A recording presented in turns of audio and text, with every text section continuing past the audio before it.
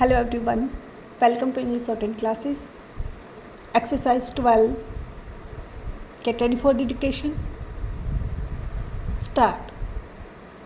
Now, for many years past, most of these problems have been considered in the world context, and I had a feeling, and I still have that feeling, that the continent of Asia is somewhat neglected, somewhat overlooked. It is not considered important enough for as much attention to be given to it as is given to certain other parts of the world. Possibly that has been so because most of the people who were considering these problems were themselves intimately connected with the other parts of the world, and naturally they thought of them in the first instance. Naturally, also, if I have to consider these problems, I would attach more importance to Asia because it affects me more intimately.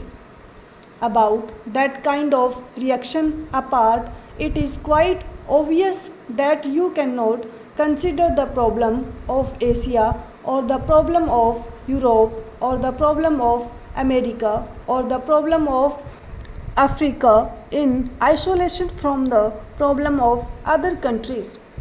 It just cannot be done, and if some countries which are fortunate enough today think that they can lead their lives in isolation irrespective of what happens in the rest of the world, it is obvious that they are under a misapprehension. Today, if one part of the world goes down economically, it has a tendency to drag others with it, just as when, unfortunately, war breaks out, other people who did not want war are involved.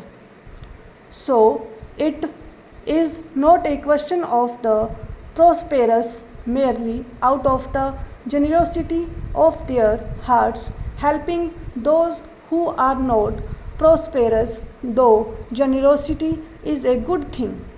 But it is a question of enlightened self interest, realizing that if some parts of the world do not progress, remain backward, they have an adverse effect on the whole economy of the world, and they tend to drag down those parts that are at present prosperous. Therefore, it becomes inevitable to consider these problems in the global way and to pay even more attention to those parts which are relatively backward. Asia has been for generations past in a some static and backward condition. But during the last few years, mighty forces have been at work in Asia. These forces inevitably thought in terms of political change to begin with, because without political change it was not possible to have any far reaching or enduring economic change. Large parts of Asia were colonial territory dominated by other countries. From that connection, they have obtained some advantage sometimes. While it did undoubtedly, in a sense, shake up that static condition, at the same time, it tended to preserve it too for the benefit of the people strong.